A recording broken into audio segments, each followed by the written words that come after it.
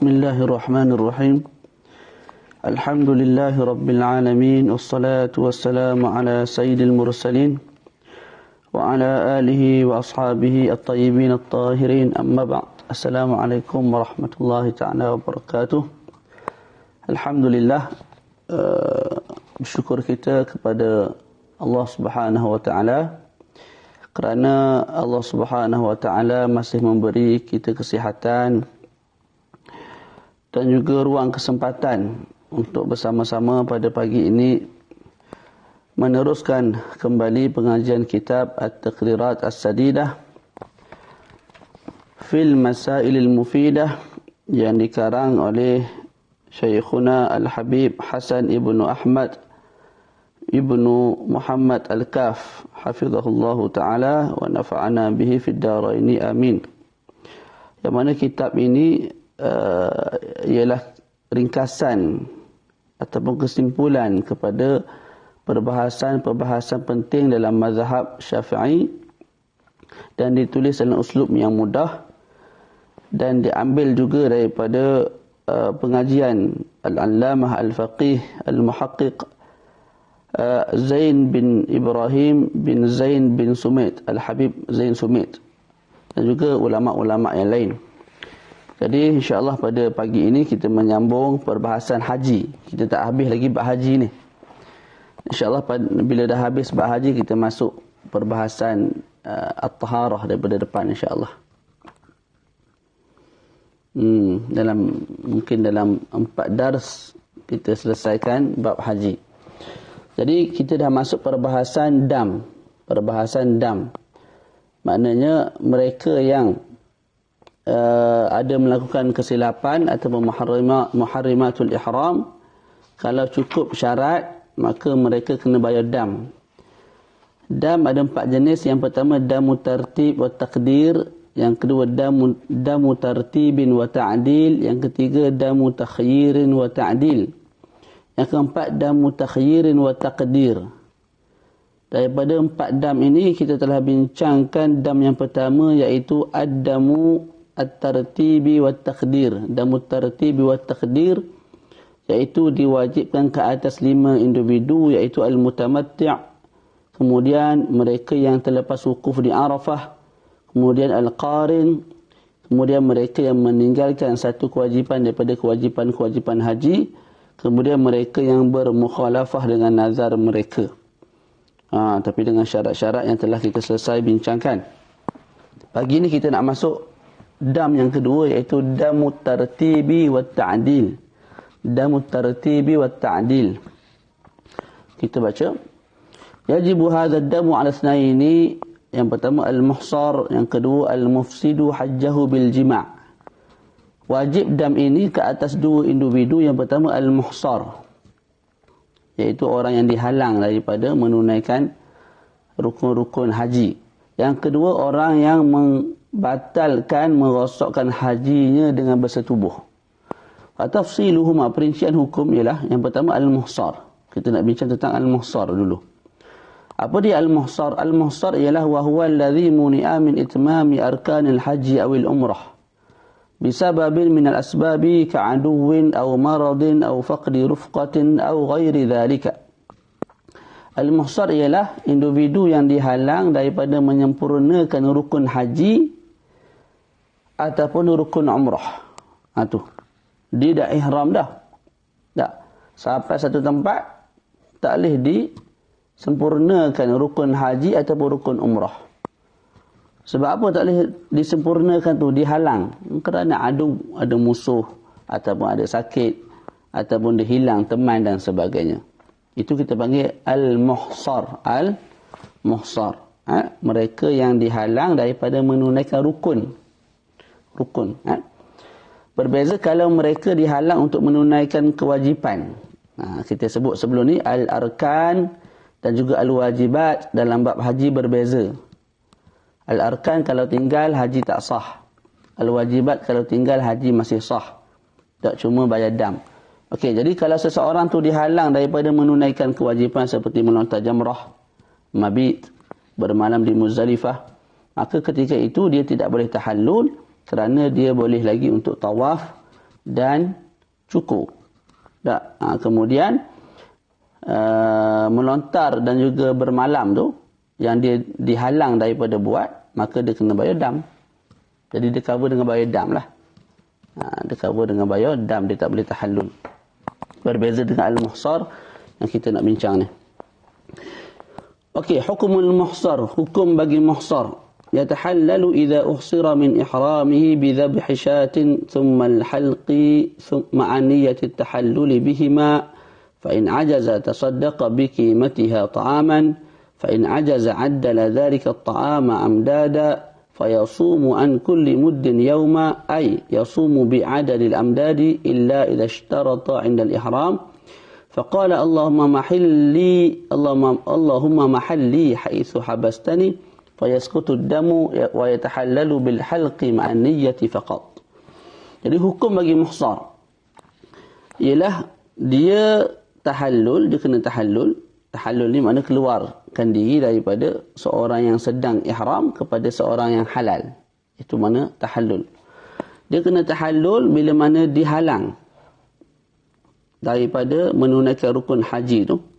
Dengan cara apa? Dia kena tahallul daripada ihram dia dengan cara dhabhi syah, sembelih seekor kambing yang cukup syarat untuk korban tu lah. Ataupun sembelih satu bahagian daripada unta ataupun lembu. Maknanya dia boleh ambil satu bahagian daripada unta disembelih ataupun satu bahagian daripada lembu yang disembelih untuk dijadikan sebagai tahallul bagi diri dia. Kemudian diagihkan kepada fakir miskin lah. Thummal halqu, kemudian lepas dia sembelih tu dia kena cukur rambut. Tak sekurang-kurangnya 3 helai mesti gugur. Yang maliknya cukur semua kalau lelaki. Kalau perempuan malik gunting. Tak. Cukur. Ma'ani yati tahallul bihima. Tapi dalam masa yang sama kena niat tahallul. Maknanya bila disembelih tu niat untuk tahallul. Sekarang ni aku muhsar. Aku dihalang daripada menunaikan rukun haji. Sebab ada musuh. Sebab sakit dan sebagainya. Maka ketika itu dia kena tahallul. Nak tahallul lagu mana? Sembelih seekor kambing. Kemudian cukur. Okey, ketika sembelih niat itu sebagai tahallul. Begitu juga ketika mana cukur. Niat ketika mana cukur tu niat untuk tahallul, keluar daripada ihram. Faham tak? Naam. Fa in ajaza tasaddaq, kalau tak mampu juga. Kalau tak mampu juga ketika itu kena bersedekah. Kalau tak mampu juga ketika itu kena bersedekah. Sedekah dia biqimatiha ta'aman. Sedekah dengan nilai syah. Sedekah dengan nilai syah.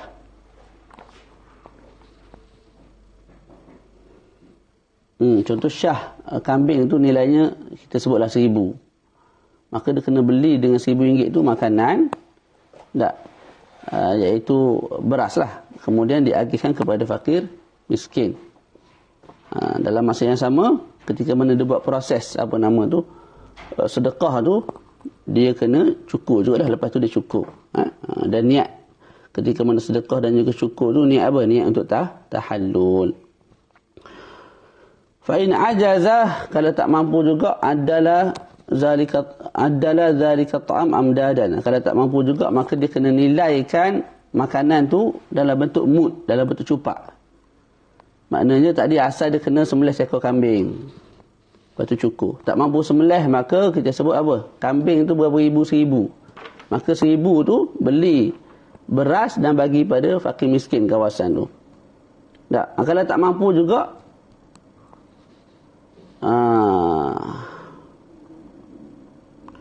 maka RM1,000 tu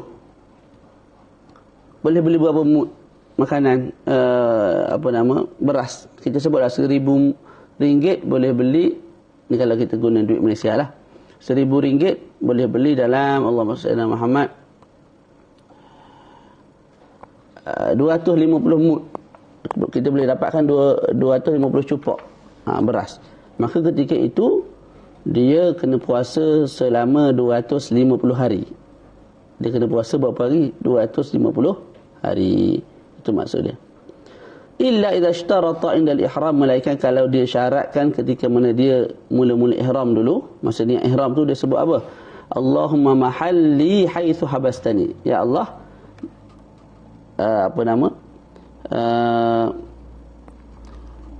bila sahaja kamu halang aku daripada aku menunaikan rukun haji, maka tempat itu jugalah dianggap sebagai tempat tahallul bagi aku. Itu makna mahalli. Allahumma mahalli haitsu habastani, maknanya apa? Ya Allah, tempat yang aku dilarang untuk menunaikan rukun haji, tak disebabkan kamu halang aku sebab apa-apa pun daripada Allah Subhanahu Wa Taala. Tak, maka di situlah tempat aku tahallul. Bila dia sebut lafaz ini ketika mana dia ihram dulu, Allahumma mahalli haitsu habastani, maka ketika itu gugurlah dam. Dia tak kena bayar dam dan dia hanya tahallul dengan cara cukur dan niat. Jadi muhsar, dihalang. Cumanya masa dia mula ihram dulu, dia sebut Allahumma mahalli haitsu habastani.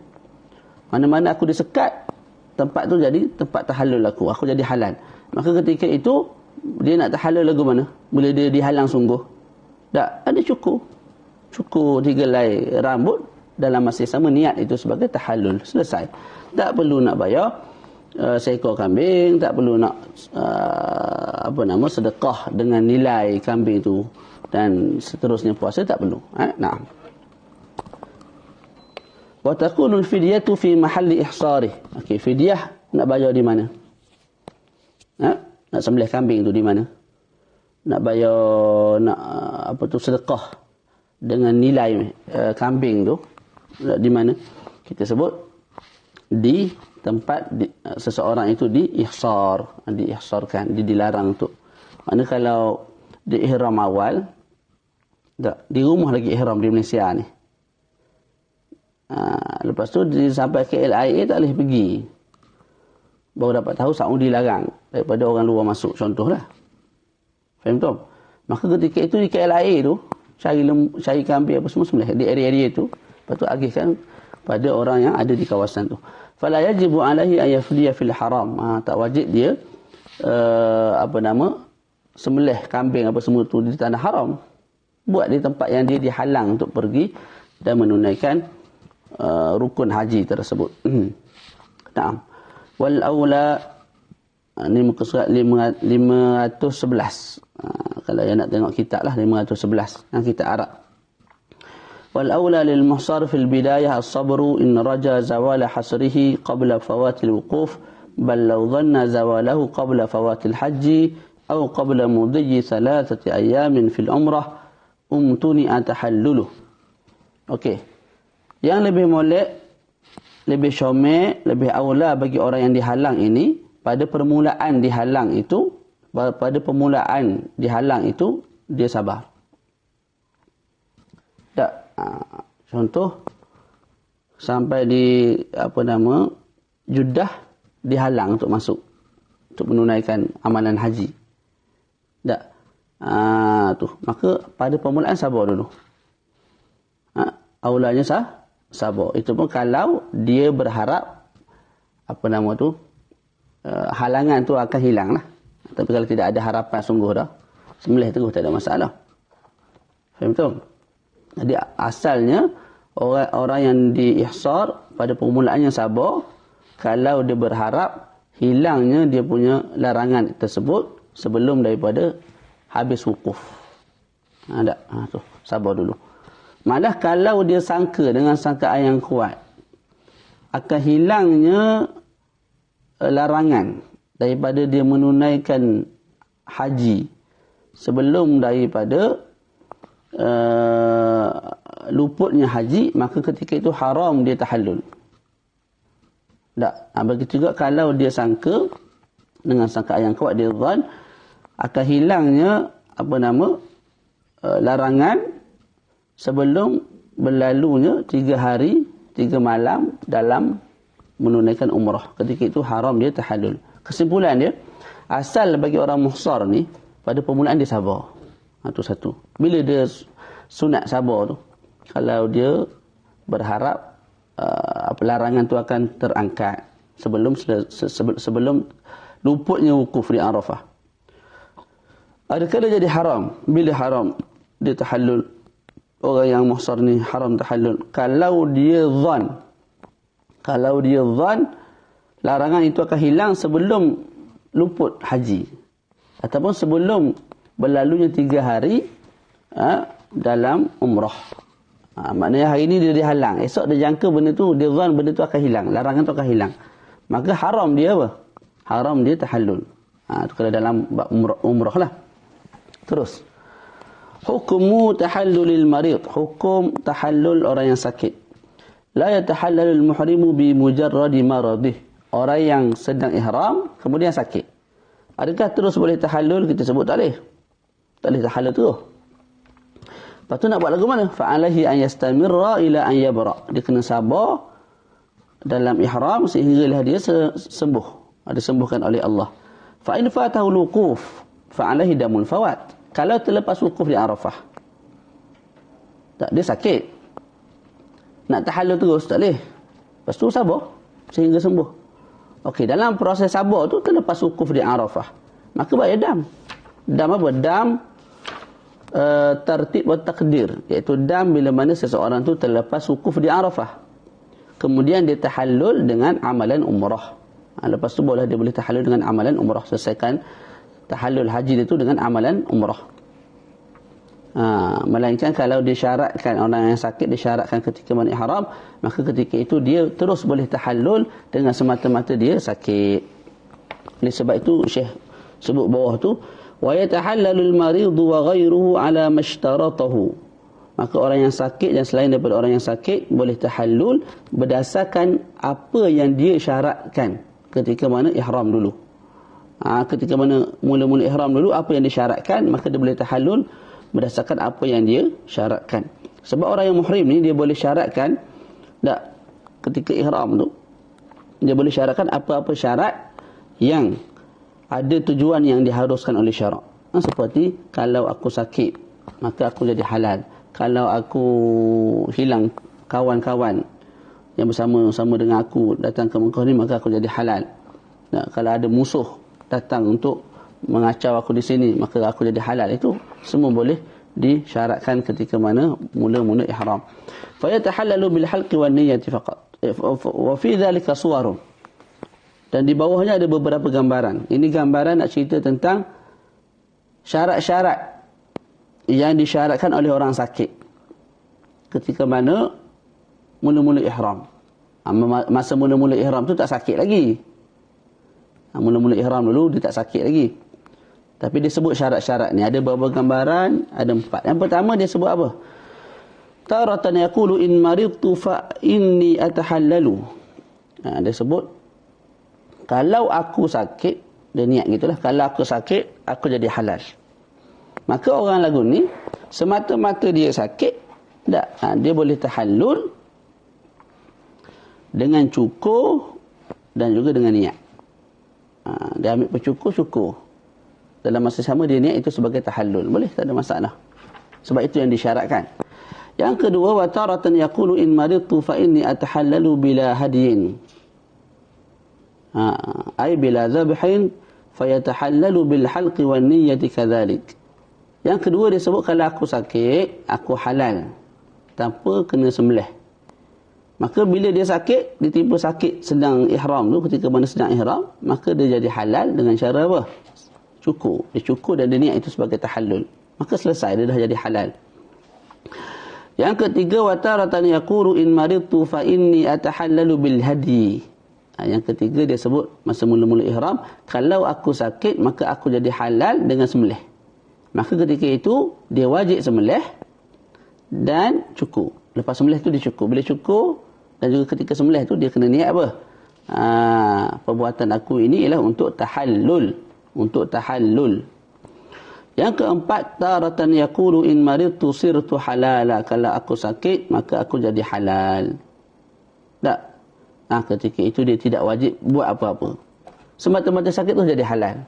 Dia tak perlu bayar fidyah, tak perlu sembelih kambing, tak perlu nak cukur, tak.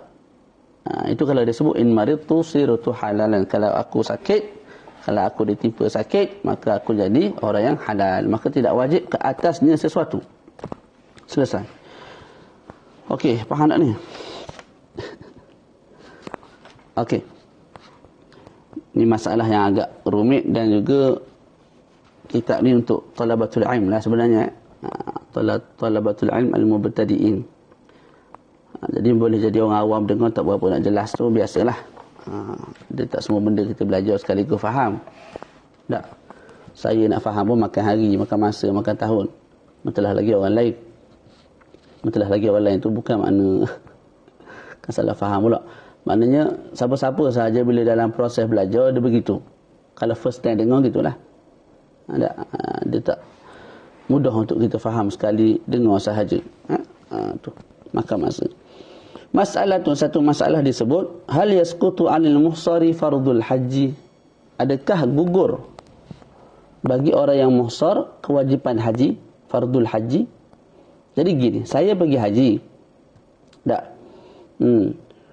Sampai di Jeddah tak boleh nak sempurnakan haji, dihalang oleh ISIS. Puak-puak yang selendang hitam tu lah. Tak. Sambil-sambil angkat bendera la ilaha illallah Allahu akbar. Pegang kepala orang Islam, bismillahirrahmanirrahim, Allahu akbar, sembelih. Tu puak sesat begitu tu. Ala kulli hal dihalang oleh puak ni, naudzubillah. Okey, bila dihalang balik tahalul balik. Balik Malaysia semula. Kewajipan haji adakah masih ada atas bahu saya ataupun tidak? Maka ada perincian hukum, saya sebut idza lam yastaqirra al-hajj fi dhimmatihi. Kalau asalnya haji itu belum istiqrar, belum tetap molek di atas bahu kita. Tak, sekira-kira seseorang tu buat haji pada awal tahun dia mampu buat haji. Contoh, tahun 2020 saya tak mampu, tahun 2021 saya tak mampu, masuk tahun 2022 saya mampu pada semua sudut. Jadi itulah tahun pertama saya mampu untuk buat haji. Sudut duitnya, sudut tu, sudut ni semua mampu. Tak, maka terus saya pergi haji. Maka bila saya pergi haji itu dihalang oleh ISIS tadi, maka bila saya balik semula ke Malaysia selepas saya tahallul, tidak perlu dah saya qada. Dah gugur dah kefarduan haji daripada bahu saya, melainkan illa idza istata'am fi ma ba'du, melainkan kalau saya mampu selepas tu.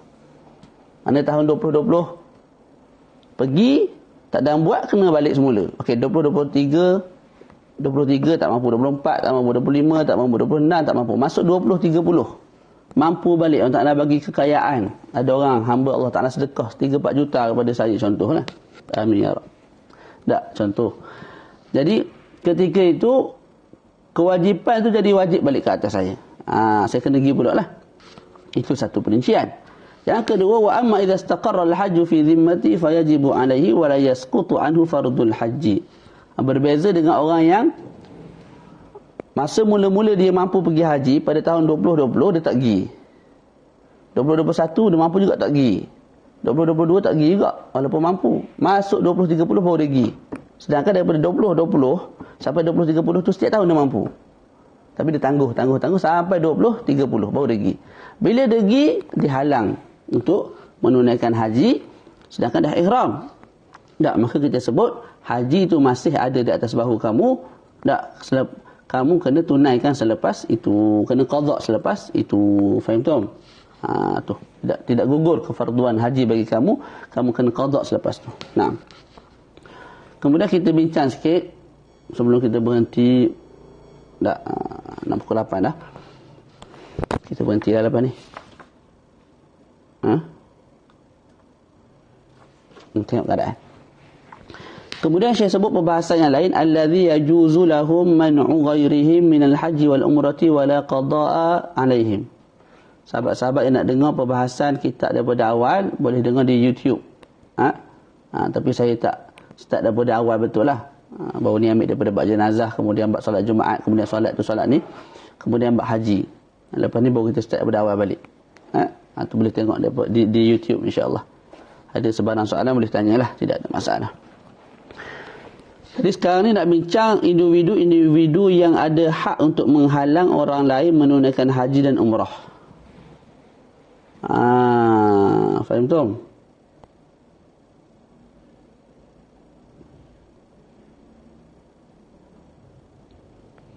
Dan bila dihalang, maka orang yang dihalang tersebut tak wajib qada. Allazi yajuzu lahum man'u ghairihim min al-hajj wal umrah wala qada'a alaihim. Individu-individu yang harus untuk menghalang orang lain daripada menunaikan haji dan umrah, kemudian tidak wajib bagi orang yang dihalang tu qada. Ada berapa? Ada dalam 4. Barakallahu fikum. Okey, yang pertama al-abawan. Tuan Muhammad Nasir. Barakallahu fik. Yang pertama al-abawan, iaitu mak ayah. Mak ayah ada power, ada kelayakan untuk halang anaknya untuk menunaikan haji dan umrah, tapi dengan syaratlah. Kita baca yajuzu lahumā man'u waladihima idza kana ghaira makki. Harus bagi mak ayah halang anaknya tunaikan haji ataupun umrah, tapi dengan syarat. Yang pertama, idza kana ghaira makki. Kalau anaknya itu bukan makki, mana bukan duduk di Mekah. Kalau orang yang makki, orang duduk orang Mekah dah, itu tak boleh halang lah. Itu tak boleh halang. Lepas tu boleh halang tu pula minat tatawwu'.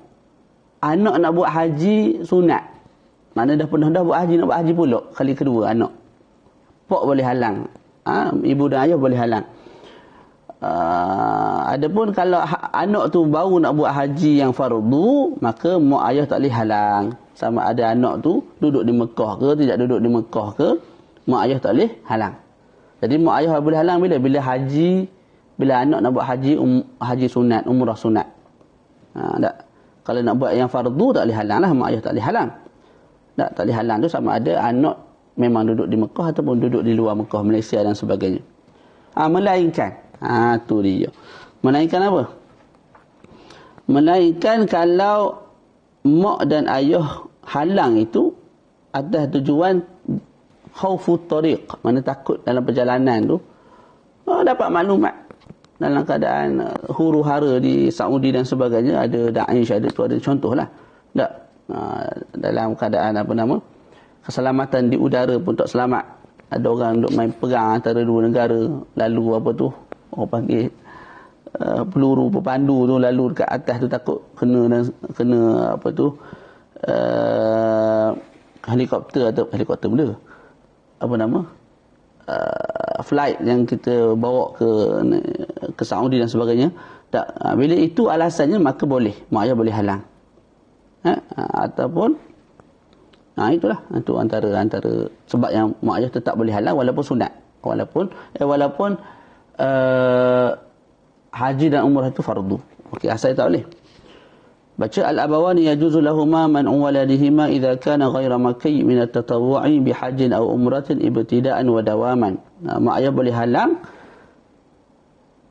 tu pula sama ada baru nak pergi. Anak baru nak pergi umrah sunat. Anak baru nak pergi umrah sunat, pak boleh halang. Tapi dengan syarat tadilah. Dah ada syarat lain kita akan baca lepas ni. Ataupun dia dah pergi dah, sampai sana dah, pak boleh suruh balik. Tu. Faham betul? Dengan syarat apa tadi? Syarat pertama mesti anak tu bukan makki, bukan duduk di Mekah. Yang kedua, bukan orang Mekah lah. Yang kedua, bukan haji dan umrah yang wajib. Kalau wajib tak boleh halang. Yang ketiga, alla yusafira ahadul abawaini litilkal hajjah awil umrah. Yang ketiga, syarat untuk mak ayah boleh halang, mesti mak ayah tu tidak pergi bersama-sama anak ke Mekah tu. Kalau mak pergi sekali dengan anak untuk menunaikan haji sunat, ataupun ayah pergi sekali dengan anak, ataupun kedua-duanya sekali pergi dengan anak untuk menunaikan umrah sunat, yang tu tak boleh dah halang, sebab kamu sendiri pun pergi. Kamu boleh tengok anak kamu, keselamatan anak kamu di sana. Yang keempat lah, kalau kita nak sebut yang keempat, syarat yang keempat, alla yaqsida al-waladu ma'ahu talaba ilmin au tijaratan au ijaratan rabihataini. Tu syarat yang keempat, anak tu tidak berniat untuk buat haji sunat ataupun umrah sunat, tidak berniat bersama-sama dengannya untuk menuntut ilmu. ataupun untuk bisnes, ataupun untuk memberi satu sewaan yang menguntungkan anak tersebut. Tu. Maknanya apa? Kalau anak tu pergi memang untuk buat umrah sunat, tapi dalam masa yang sama nak menuntut ilmu. Tapi dalam masa yang sama nak buat bisnes, dan bisnes itu menguntungkan pada sudut zahirnya. Tak, nak tahu untung tak untung ni belum tentu pada sudut zahirnya. Begitu juga kalau anak pergi buat umrah sunat, haji sunat, tapi dalam masa sama nak buat ijarah. Ijarah ni sewa menyewa lah, yang menguntungkan diri dia. Tak ketika itu ayah dan mak juga tak boleh nak halang. Faham tu? Okey. Bila gugur syarat-syarat ni, maka anak boleh pergi ke Mekah tanpa izin daripada mak ayah pun. Contoh, saya nak pergi ke Mekah. Saya nak pergi ke Mekah. Tak. Syarat ni gugur. Maknanya apa?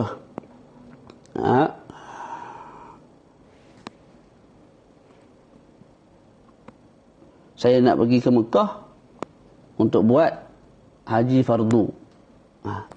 Tak, ketika itu tak perlu dapat izin mak ayah. Sebab nak buat yang fardu. Tak. Ataupun pergi ke Mekah untuk buat haji sunat. Cuma dalam masa sama nak menuntut ilmu dengan ulama-ulama di sana. Maka ketika itu tidak perlu saya dapat izinkan daripada mak ayah. Tu, faham tak? Nah.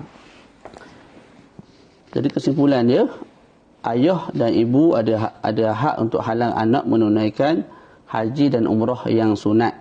Bila mana anaknya itu bukan duduk di Mekah dan mak ayah tidak pergi bersama-sama anaknya itu, dan anaknya itu pergi ke sana memang niat untuk haji dan umrah semata-mata. Kalau niat untuk haji dan umrah dalam masa yang sama nak menuntut ilmu ataupun bisnes, ketika itu mak ayah tak dihalang. Yang kedua, individu yang kedua, yajuzu lahu man'u zawjatihi minan nusuk fardan aw naflan fa in ahramat biduni idnihi falahu tahliluha wa wat'uha. Yang kedua, suami ada hak untuk halang isterinya daripada menunaikan haji. Sebab apa? Sebab ketaatan isteri ke atas suami itu secara faur, secara segera. Adapun kewajipan haji ni adalah tarakhi. Tak lagi tahun ni, tahun depan. Tak lagi tahun depan, tahun satu lagi gitu. Sedangkan kalau suami minta sesuatu, tak, ketika itu isteri kena laksanakan secara fil hal. Mana ketika itu kena laksanakan juga. Tak, alal faur, segera. Jadi yang kewajipan yang wajib dilaksanakan alal faur itu muqaddamlah, didahulukan. Jadi suami boleh halang isteri dia daripada nusuk, sama ada nusuk yang sunat ataupun wajib. Kalau isteri itu ihram juga haji tanpa izin daripada suami, maka suami ada hak untuk menghalalkan dia, paksa dia tahallul, dan juga boleh bersetubuh pun dengan isteri tersebut.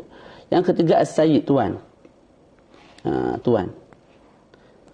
Yajuzu lahu man raqiqihi dzakaran aw unsa. Tuan boleh halang hamba dia, sama ada hamba dia lelaki ataupun perempuan, daripada menunaikan haji, sama ada sunat ataupun fardu.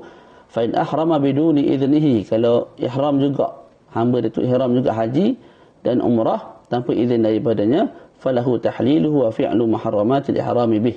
Maka halal bagi hamba tu untuk mentahallul, memaksa isteri hamba tu tahallul, dan juga boleh si tuan melaksanakan perkara-perkara yang diharamkan ketika ihram ke atas hamba dia tu. Mana dia nak setubuh dengan hamba dia tu, waktu hamba dia tengah ihram, boleh, tak ada masalah. Yang keempat, ad-dain. Ad-dain ni orang yang berhutang lah. Ataupun ad-dain ni ialah orang yang memberi hutang. Orang yang memberi hutang. Yajuzu lahu man'u madinihi. Madinihi itu orang yang berhutang. Minas safari linusuki fardan aw naflan. Tak ada orang berhutang dengan kita, tak, kita bimbang kalau dia pergi ke Mekah sana, dia tak balik-balik dah. Jadi hutang kita tak diselesaikan, tak dilansaikan, maka kita boleh halang dia daripada menunaikan haji dan umrah. Faham tak? Ini zaman dulu lah kot. Kalau pergi nak balik semula tu makan bulan, jadi mungkin mati tengah jalan dan sebagainya, maka terlepaslah duit yang sepatutnya dibayar oleh orang yang berhutang kepada pemberi hutang. Jadi ad-dain tu orang yang memberi hutang ada hak untuk halang.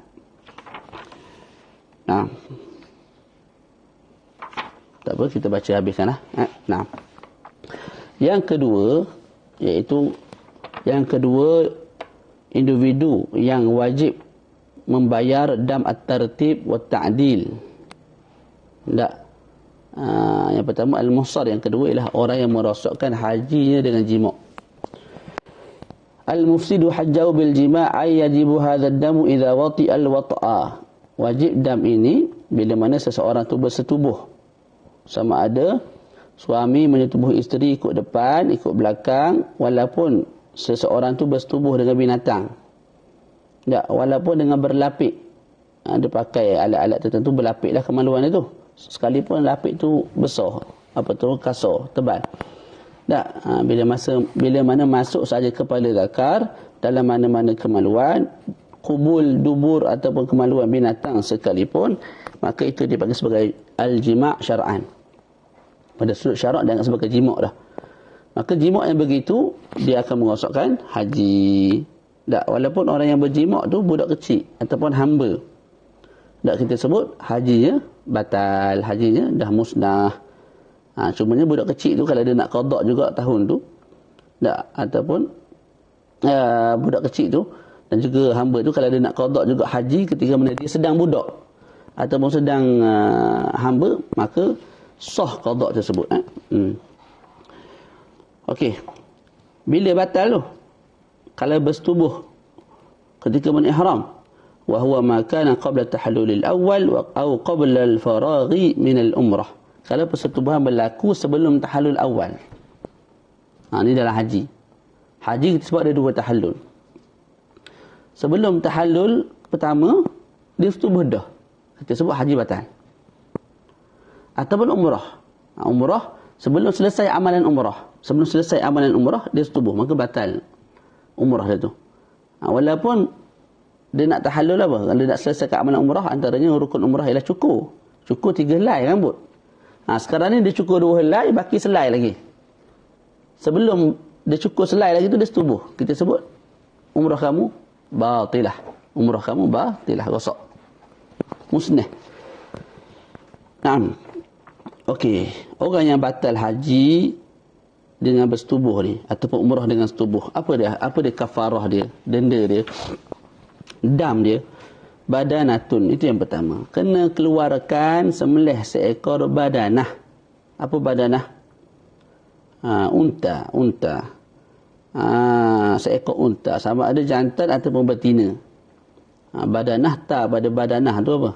Tu lil wahdah, untuk menunjukkan seekor. Jadi badanah ni sama ada jantan ataupun betina lah. Yang penting cukup 5 tahun. Cukup 5 tahun. Mahal jugalah. Dah sabar suruh bersetubuh. Sabarlah kejap.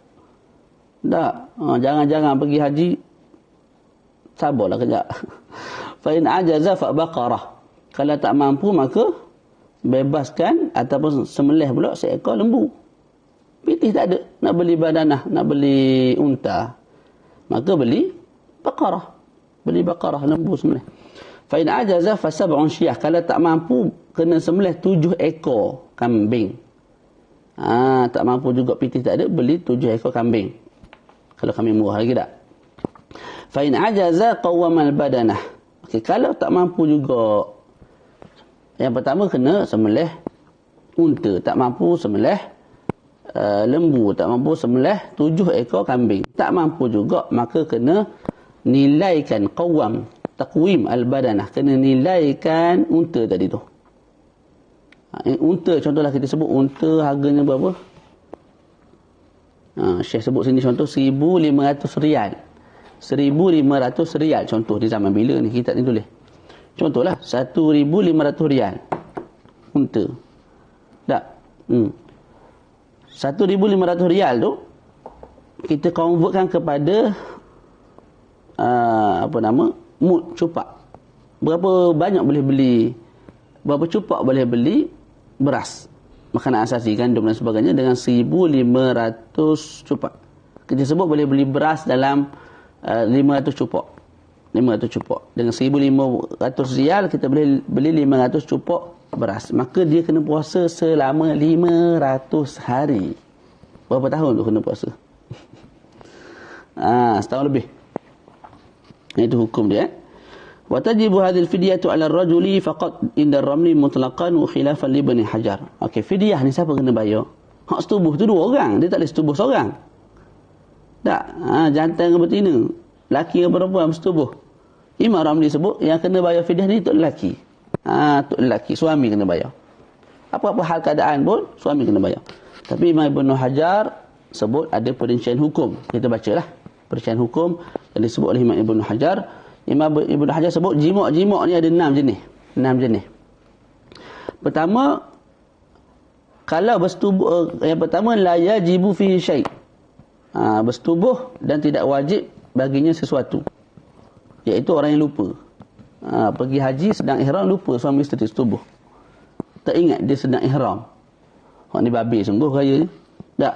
Ketika itu tak wajib apa-apa. Itu di sisi Imam Ibn Hajar. Yang kedua, tajibu 'ala ar-rajul duna al-mar'ah. Wajib fidyah ke atas lelaki dan tidak wajib ke atas perempuan. Idza wati'a halilatahu zawjatahu aw amatahu wa kana 'aliman 'amilan mukhtaran kamilan qabla tahlulil awal. Wajib ke atas lelaki dan tidak wajib ke atas perempuan, iaitu bila mana suami masa tubuhi isteri dia ataupun hamba dia, sedangkan masa dia bersetubuh tu dia tahu hukum haram dan dia sengaja tak bersetubuh dan bukan dipaksa. Dan ketika itu dia orang yang berakal, mukallaf, molek lah. Dan persetubuhan itu berlaku sebelum tahallul yang pertama. Ketika itu wajib ke atas lelaki, tidak wajib ke atas perempuan. Yang ketiga, tajibu 'ala al-mar'ah duna ar-rajul. Wajib fidyah, tapi perempuan wajib keluarkan. Tak wajib ke atas lelaki. Bila tu? Idza kanat hiya muhrimatan wa huwa halalun aw kana huwa muhriman walam tatawaffar ahadu syurut as-sabiqah al-ilmu wal-'amdu wal-ikhtiyaru wa kaunu qabla at-tahallul al-awwal. Wajib fidyah bersetubuh, kafarah bersetubuh ke atas wanita dan tidak wajib ke atas lelaki bila mana ketika bersetubuh tu perempuan tu yang ihram. Suami halal, mana suami bukan dalam ihram, isteri yang dalam ihram.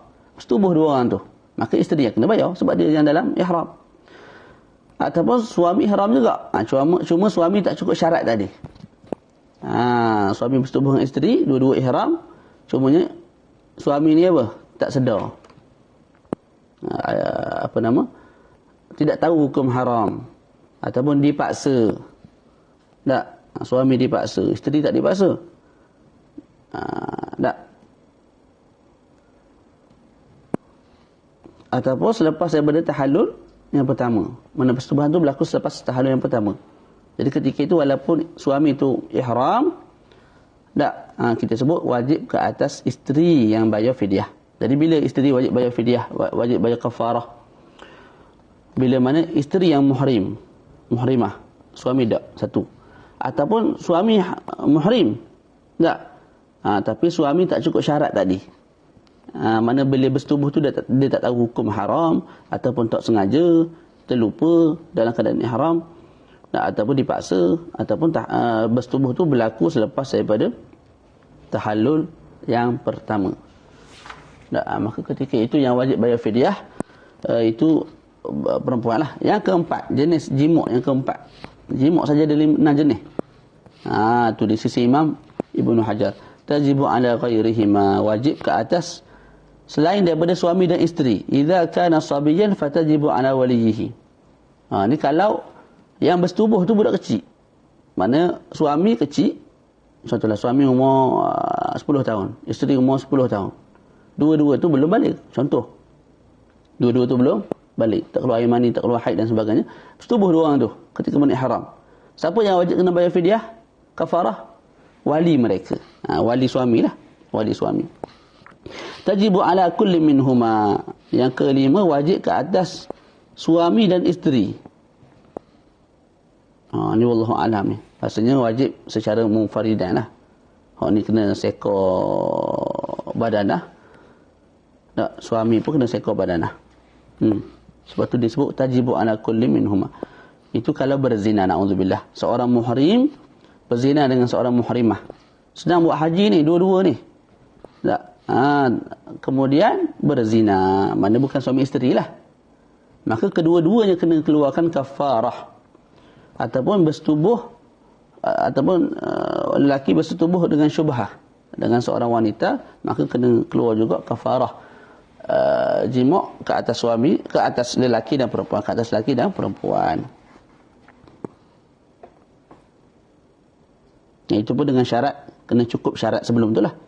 Kena ilmu, al-amd, al-ikhtiyar dan juga sebelum tahallul awal. Tu barulah wajib ke atas kedua-duanya. Yang keenam, tajibu fidyah mukhayyarah.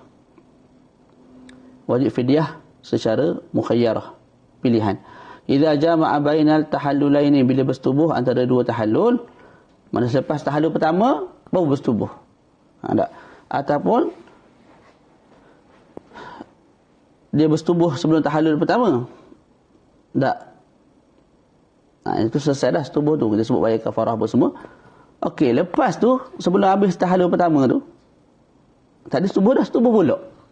Jadi 2 kali bersetubuh sebelum tahallul pertama. Persetubuhan yang pertama kita sebut kena bayar kafarah. Persetubuhan yang kedua tu, tak. Itu wajib fidyah mukhayyarah. Wallah, ana fidyah mukhayyarah ni apa dia tak tahu. Tak ada tengok tadi. Fidyah yang diberi pilihan. Mana tak tahu. Kena tengok balik. Yang 6 tu. Jadi kesimpulan dia di sisi Imam Ramli mudah je. Berlaku persetubuhan sebelum tahallul yang pertama, maka haji batal. Maka suami sahaja yang kena bayar fidyah. Adapun di sisi Imam Ibnu Hajar, kita sebut al-jima' tu ada 6 jenis. Dan setiap satu jenis tu ada hukum hakam yang tersendiri yang telah kita selesaikan.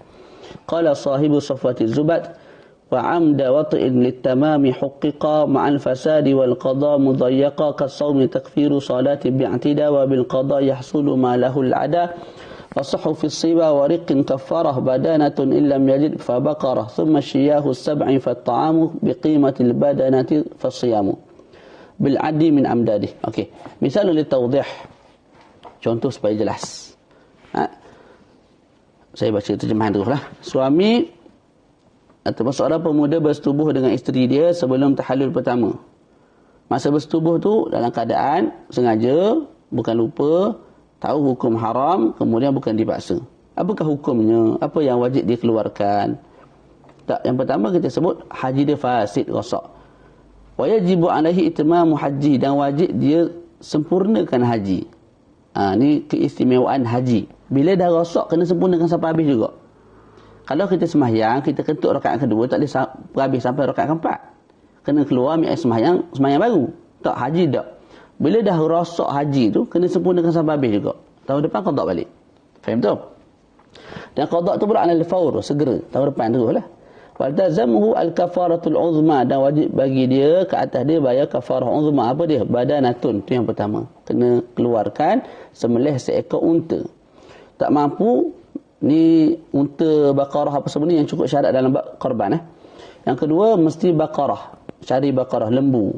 Kalau tak mampu sembelih lembu, seekor lembu, cari 7 ekor kambing. Kalau tak mampu juga, maka dia kena takwim, kena nilaikan unta. Dan dengan nilai itu dia beli apa? Dia beli makanan, iaitu beras, makanan asasi, kemudian dia sedekahkan kepada orang yang fakir di tanah haram. Tu boleh. Jadi badanah tak mampu, contohlah benda-benda ni semua tak ada, binatang-binatang ni semua tak ada, maka dia ada duit. Okey, badanah tadi harga berapa? Syekh sebut sini 1,500 rial. Maka dengan 1,500 rial tu, dia buat apa? Dia beli beras. Dapat berapa lebih kurang? Dapat dalam lebih kurang 500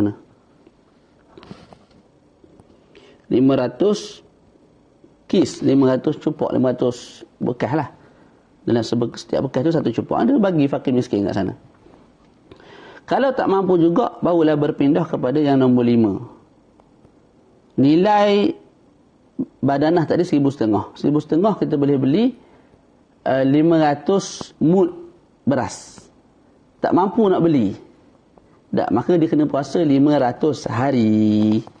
Qala Ibnul Muqri fi dam at-tartib wa at-ta'dil والثاني ترتيب وتعديل ورد في مصر ووطئ حج انفسد إن لم يجد قومه ثم اشترى به طعاما طعمة للفقراء ثم لعجز مثل ذا صوم أعني به أن كل مد يوما.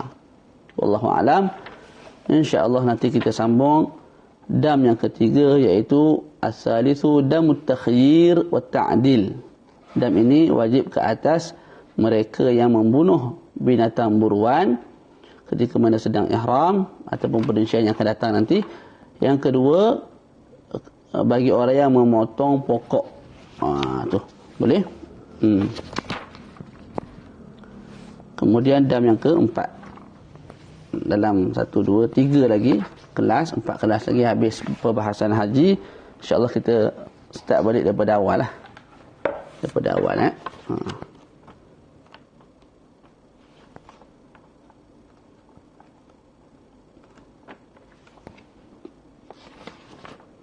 Wallahu a'lamu bis-shawab wa sallallahu ala sayyidina Muhammad wa ala alihi wa sahbihi wa baraka wa sallam. Alhamdulillahi rabbil alamin.